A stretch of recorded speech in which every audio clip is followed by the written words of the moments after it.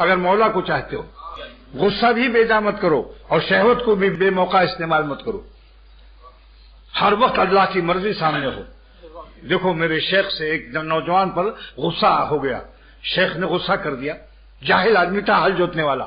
اور شاہ عبد الغنی رحمۃ اللہ علیہ اتنے بڑے عالم کی دیوبند کے لیے صدر مدرسی کے لیے منتخب کیا تھا کہ علمت تھانوی رحمۃ اللہ علیہ نے, اور 12 مرتبہ حضور صلی اللہ تعالی وسلم کی زیارت جس کو نصیب ہوئی ہو, اور جو 8 گھنٹے عبادت کرتے تھے, 17 سال جن کے ساتھ اختر کو رہنے کا شرف اللہ نے بلا استحقاق محض اپنے کرم سے عطا فرمایا.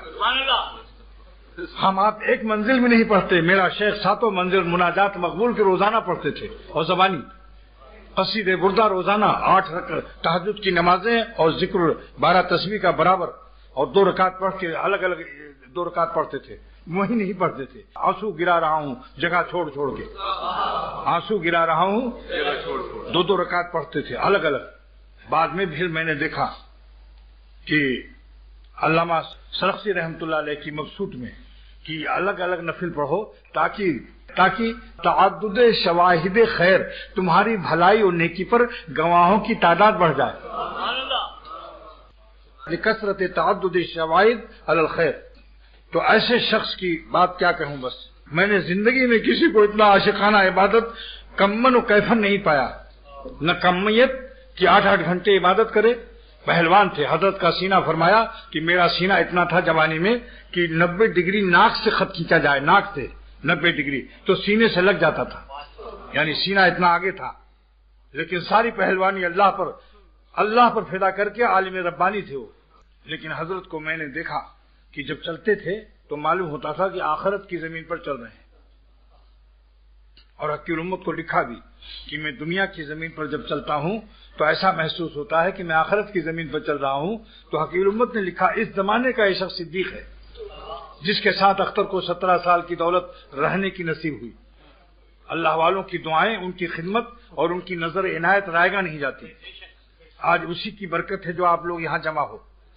مجھے اللہ والوں نے پیار سے دیکھا ہے, اس لیے آپ پیار سے دیکھتے ہو. آپ آتے نہیں ہو, بھیجے جاتے ہو.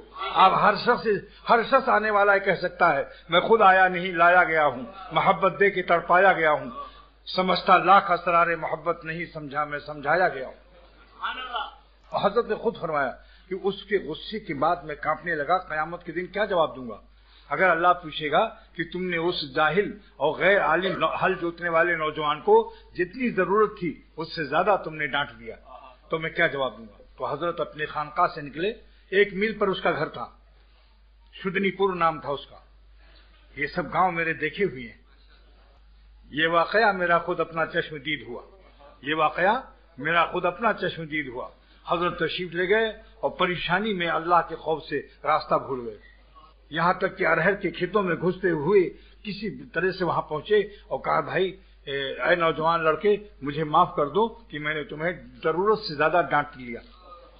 اس نے کہا حضور آپ تو میرے دادا کے برابر ہیں اور عالم ربانی ہیں, میں خاک کے برابر بھی نہیں ہوں. میں ایک ہل جتا جاہل آدمی ہوں. آپ مجھے اتنے بڑے شخص ہو کر مجھ سے معافی. فرمایا کہ میں بڑا تم مجھے سمجھتے ہو, قیامت کے دن نہیں معلوم کہ عبد الغنی کا کیا حال ہو. لہذا جب تک معافی نہیں دوں گے ہٹوں گا نہیں. پھر اس کو کہنا پڑا کہ اچھا حضرت جب آپ کو اسی میں خوشی ہے تو میں معاف کرتا ہوں. حضرت نے فرمایا کہ اپنے کو نزول اور مٹانے کا انعام اسی رات کو ملا. اسی رات کو حضور صلی اللہ علیہ وسلم کی زیارت عطا ہوئی. یہ ہے اپنے نفس کے مٹانے کا انعام. فرمایا کہ میں نے دیکھا کہ ایک دریا ہے, اس میں کشتی میں سرور عالم صلی اللہ تعالی وسلم ہیں اور حضرت علی رضی اللہ تعالیٰ عنہ بھی اسی میں ہیں. اور حضور صلی اللہ علیہ وسلم نے اعلان فرمایا اے علی تم عبد الغنی کی جو کشتی پیچھے آ رہی ہے اس کو میری کشتی سے جوڑ دو. میرے شیخ شاعر نہیں تھے مگر اس نعمت کو اپنے شعر میں پیش کیا. کیا شعر ہے؟